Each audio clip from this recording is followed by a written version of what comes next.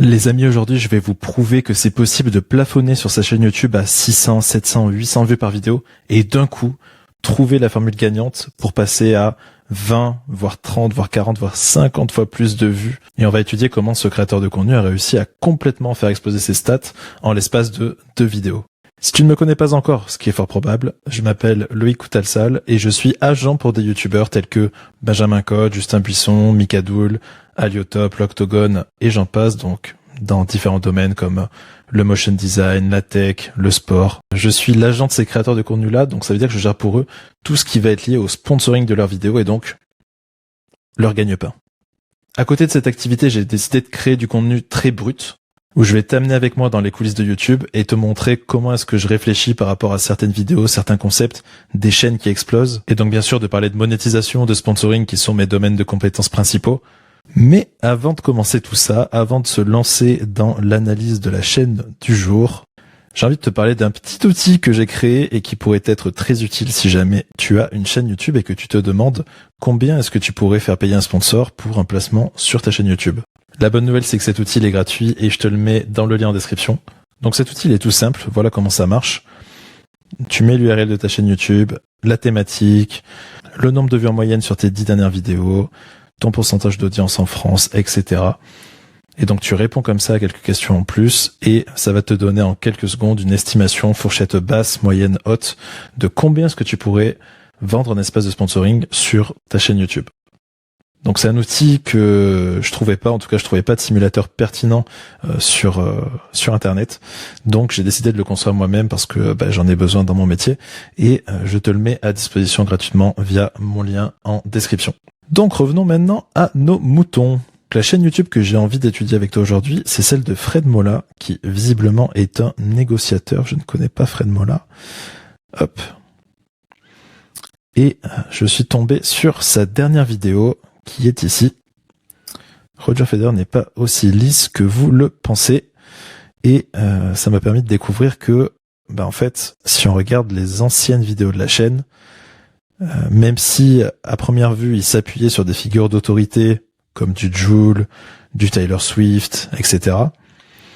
Finalement, il avait du mal à faire des vues sur sa chaîne et même en s'appuyant sur ces figures d'autorité, ramener le sujet de la négociation, visiblement, ne suffisait pas avec ces personnalités connues pour faire des vues. Mais visiblement, il y a eu un switch sur la chaîne, puisque on a une vidéo à 150 000 vues quasi en 5 mois. Donc il performe 200 fois plus que la moyenne de la chaîne.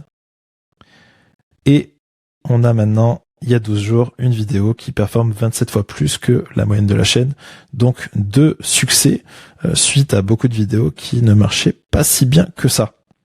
Ce qui fait une vidéo virale sur YouTube, c'est que cette vidéo a été découverte principalement via les recommandations ou alors sur la page d'accueil des gens qui l'ont lancée. Donc mettons-nous dans le parcours typique du viewer qui tomberait sur cette première vidéo au sujet d'Omar Sy, l'homme qui a fait plier Netflix. Alors on va essayer d'analyser tout ça plus en détail. Déjà on voit qu'il y a eu un changement de miniature. Assez travaillé hein, les minia pour le coup. Donc ça c'était la première. Ok. Et ça c'est la deuxième. Donc je sais pas ce que vous en pensez, mais de mon côté, j'ai l'impression que celle-ci est quand même un petit peu moins lisible. J'ai du mal à comprendre le sentiment qu'on veut susciter, la boucle de curiosité qu'on veut lancer avec celle-ci, alors que celle-là, qui est finalement plus minimaliste, crée une petite intrigue supplémentaire. Donc je vais la télécharger et on va essayer de comprendre ensemble comment est-ce qu'elle fonctionne dans le détail. Donc la première chose qu'on voit toujours dès qu'on a cette configuration-là, c'est que notre œil humain va être attiré par les visages. Donc là, la première chose qu'on voit, hop, c'est le visage connu. Je dirais qu'ensuite, en deuxième bloc, on a cette écriture « il a osé ». Donc là, j'ai envie de dire qu'on a un questionnement qui est lancé dans notre tête dès qu'on découvre cette miniature. Et pour finir, puisque les miniatures sont très souvent en 3 blocs, je dirais qu'on a une personnification d'une entreprise connue, à savoir Netflix. Et voilà. Et donc après, on a un fond noir classique qui finalement n'apporte pas plus d'informations que ça. Donc la miniature, on en conviendra, assez classique, mais on a quand même une petite curiosité qui est créée avec cette association d'éléments, avec la petite phrase « il a osé ». Et par contre, selon moi, ce qui joue un rôle vraiment très important sur le taux de clic sur cette vidéo-là, on a un titre qui claque. Omar Sy, l'homme qui a fait plier Netflix. Donc en fait, ce titre, qu'est-ce qu'il fait ? Il vient nous expliquer, nous donner un premier élément de réponse sur pourquoi est-ce qu'on a cette association d'Omar Sy avec Netflix, avec la phrase « il a osé ». Si on décompose ça maintenant et qu'on fait le lien avec la miniature, parce que on a toujours la combinaison des deux finalement, avec la miniature qui a pour rôle d'attirer l'attention et le titre qui a pour rôle de faire cliquer. En tout cas, c'est un truc que je rappelle souvent. C'est ma vision de la chose. Miniature égale attention, titre égale conversion. Ok, donc voilà comment je l'interprète et comment je fais le lien avec la miniature. Donc on a notre figure d'autorité qui revient directement en début de titre, comme c'était le cas en premier bloc de la miniature. Ensuite on a quelque chose en lien avec la phrase « il a osé » qu'on voit sur la miniature, à savoir un accomplissement qui va être mis avec de l'intensité émotionnelle, j'appelle ça. L'homme qui a fait plier Netflix, on avait notre phrase qui nous a ouvert sur une intrigue sur la miniature. Il a osé faire quoi ? Eh bien, il a osé faire plier Netflix. Donc on a une forte intensité émotionnelle, c'est quelque chose de fort de faire plier. C'est pas juste il a bien négocié avec Netflix. Non, il a fait plier Netflix. Il les a soumis en quelque sorte. Donc on a de l'intensité. On a envie d'en savoir plus, on a envie de savoir il a osé faire quoi ? Non seulement, mais en plus, qu'est-ce qu'il a fait pour faire plier Netflix ? Comment il l'a fait ? Donc, on a un quoi et on a un comment avec ce combo miniature-titre. La curiosité est quand même assez importante, elle est quand même quasi maximale. On a envie de cliquer sur cette vidéo pour connaître la réponse à ces questions qui ont commencé à se formuler dans notre tête. Est-ce que c'est pas merveilleux ? On a un nouveau modèle miniature-titre qu'on peut utiliser pour nos chaînes YouTube dans des thématiques totalement variées et qui va créer de la curiosité, qui va susciter le clic. Maintenant, on va quand même lancer la vidéo pour comprendre un petit peu mieux comment elle est structurée dans ces moments clés et voir s'il y a des choses qu'on peut retenir pour nos chaînes YouTube. Propose le rôle principal dans la saison 3 d'une série au succès mondial. La plupart des acteurs diraient oui sans hésiter, champagne à la main. Mais pas Omar Sy. Lui, il a osé dire non pour mieux négocier et imposer ses propres règles. Et c'est cette audace qui le distingue de tous les autres. Sous ses airs de gros nounours, personnalité préférée des Français, vous allez voir que c'était loin d'être la première fois qu'il osait poser ses conditions pour tirer le meilleur d'une situation. Je vais vous donner les détails de ce fameux deal entre Netflix et Omar Sy pour la saison 3 de la série Lupin, mais avant ça, on va voir ensemble les 5 compétences de négociation qu'il a développées tout au long de sa carrière et qui lui ont permis un jour de dicter ses propres règles, même à Netflix. Alors, c'est ça, non ? Première compétence, savoir penser long terme. Est-ce que cette audace, elle a toujours été là depuis son enfance à Trappes ? En remontant à ses débuts, Ok, donc déjà le rythme est cohérent, on est quand même sur une chaîne qui, à mon avis, va se vouloir éducative, donc on n'a pas besoin d'en faire des tonnes, d'avoir des animations dans tous les sens, on a juste à prendre quelques images d'Omar Sy pour confirmer aux spectateurs qu'on est bien sur une vidéo qui va parler de négociations appliquées à Omar Sy. Et vous voyez qu'on a encore cet effort qui est fait pour directement nous montrer que Omar Sy a fait les choses totalement différemment par rapport à ce qu'auraient fait la plupart des gens dans sa situation de négociation. Et en plus d'apprendre les techniques de négociation qu'Omar Sy a utilisées d'après notre ami expert en négociation, on va en plus avoir les détails du contrat qu'Omar Sy a négocié avec Netflix. Donc on a cette espèce de double curiosité narrative et curiosité pour apprendre les techniques de négociation qui peuvent à notre tour nous servir dans la vraie vie. On a une intro qui est propre, qui est bien faite, et donc je pense qu'on va avoir tout au long de cette vidéo une juxtaposition entre des éléments qui nous ramènent vers Omar Sy et l'expertise de Fred qui va émietter comme ça tout au long de sa vidéo, à mon avis, des situations, et je pense qu'il va même le rendre concret de quand dans nos vies et nos situations de négociation, on est face à ce genre de négo à notre échelle, comment est-ce qu'on peut appliquer ce que Omar Sy a lui appliqué à son échelle. Et pourtant, c'est bien cette scène-là qui l'amènera à jouer dans Intouchable quelques années plus tard. Je vais pas plus détailler ici parce que je reviendrai sur ce film juste après, parce qu'il avait négocié un contrat incroyable. En négociation, vous devez accepter l'échec. On entre dans une négociation que si on est prêt à perdre la discussion. Et d'ailleurs, une vraie négociation commence au premier non. Vous devez être capable de dire non quand les conditions qui vous sont proposées ne vous conviennent pas, et vous devez être également capable d'entendre le non et d'accepter le non de votre interlocuteur si vous allez un peu trop loin et que vous demandez des choses qui ne sont pas réalisables pour lui. C'est ça qui fait la force d'un bon négociateur, c'est de ne pas craindre le refus ou l'échec. Et ça, Omar Sy le sait mieux que quiconque, chaque échec, chaque refus, le rapprochait doucement d'un succès plus grand. Troisième compétence, oser poser ses conditions. Après... Ok, donc on y est tout droit. On y est tout droit.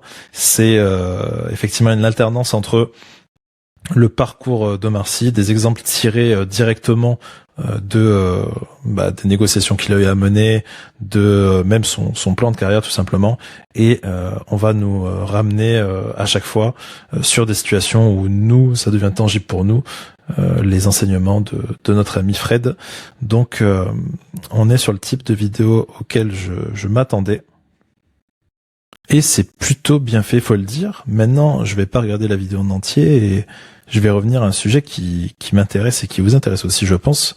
C'est de se dire, ok, donc si Fred poursuit dans cette voie et arrive à remonter sa moyenne de vues sur sa chaîne, combien est-ce qu'il aurait pu vendre un placement publicitaire, un sponsoring sur cette vidéo? Qui n'en a pas. Je pense que Fred n'est pas forcément dans cette optique parce que j'ai l'impression qu'il a ses propres formations et d'après ce qu'il a mis en description, voilà, donc on a un lien vers sa newsletter, donc je pense qu'il vend ses propres formations, encore une fois je ne le connais pas, mais ça me paraît évident, ce qui n'est pas incompatible avec le sponsoring. Et si il avait choisi de faire sponsoriser cette vidéo, on va voir ensemble combien est-ce qu'il aurait pu toucher. Donc, si je reprends ses stats, on va supposer qu'il a trouvé sa formule et donc qu'il va réussir à faire à peu près 20-30 000 vues par vidéo à 30 jours. Donc, on va se baser là-dessus pour faire notre calcul et utiliser mon simulateur dont je vous parlais en début de vidéo. Donc, Fred, on va le faire pour toi. On va prendre le lien vers ta chaîne YouTube. Hop. On va le mettre là. Donc la thématique, je crois que j'ai pas mis de négociations, de choses affiliées à ça. On va dire qu'on est plutôt sur des sujets de société, voilà. Culture, société, c'est bien. Ensuite, on va dire que il va faire dorénavant à peu près 20-30 000 vues par vidéo. À mon avis, il a une audience qui est quand même assez géographiquement située en France. On va lui mettre 60-70 au nez. Mince. Hop. On va dire que c'est principalement une audience qui va avoir, je dirais, entre 25 et 45. Allez, on va lui mettre 25-34. En termes de fréquence de publication, on n'est pas très bon, on va dire. Une vidéo, hop, tous les 3 mois. C'est du face caméra, ce qui marque des points pour le budget sponsoring. Et on va supposer qu'il placerait une intégration de 60 secondes. Le mail, on va lui mettre fredmola@gmail.com. Ça se trouve, c'est vraiment celui-ci. Et on lance l'estimation.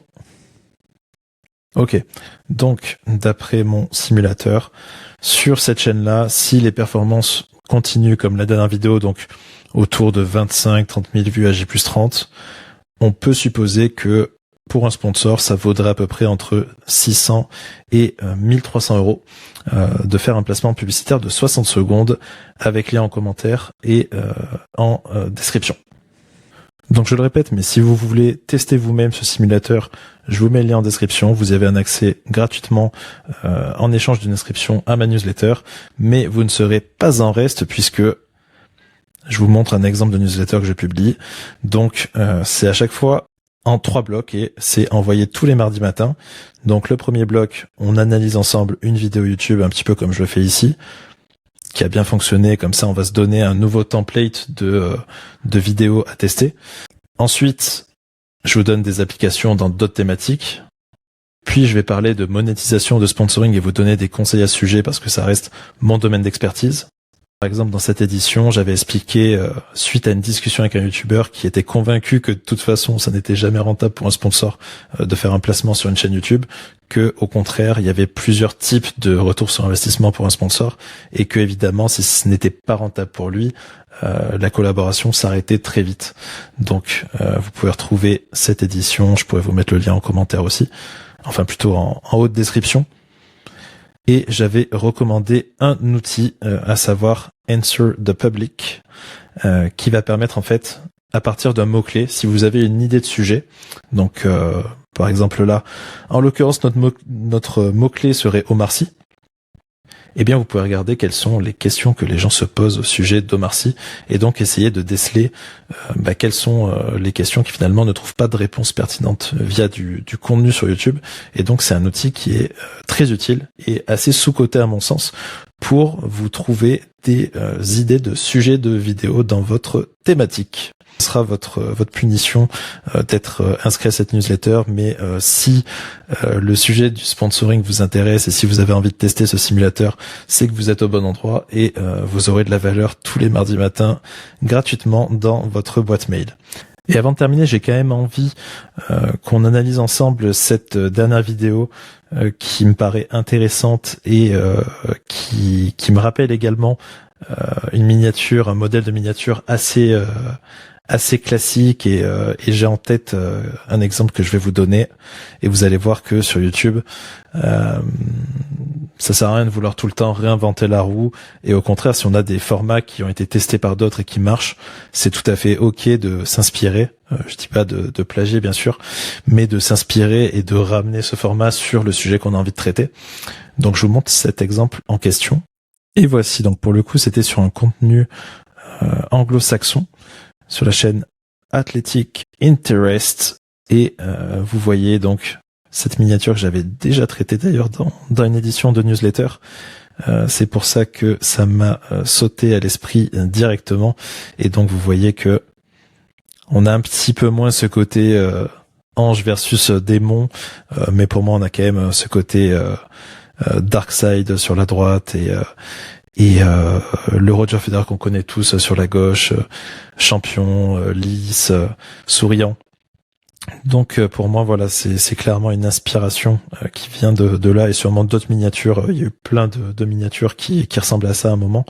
Donc je voulais vous montrer que c'est tout à fait ok de s'inspirer du travail d'autres créateurs et de le ramener sur son sujet, sa propre chaîne. Rapidement sur cet autre succès récent qu'a connu la chaîne de Fred Mola, on a donc toujours ce visage connu qui est central, même si cette fois-ci il est séparé en deux. On va avoir un sous-titre, la face cachée, avec ce que j'appelle une controverse anti-héros. Federer, c'est le gars bien vu, positif, assez lisse, qui aurait visiblement une face cachée. Donc voilà, on crée encore une fois une curiosité, une intrigue qui n'est pas associée de soi à l'image de Roger Federer.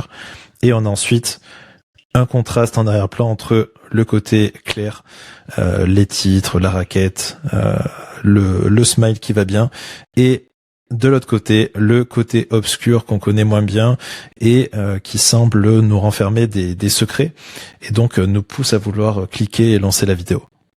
Et donc si je reprends ma logique pour décomposer le titre, Roger Federer n'est pas aussi lisse que vous le pensez, avec pas en majuscule pour bien mettre en exergue que il y a un contraste par rapport à la pensée commune et ce qu'a envie de démontrer la vidéo.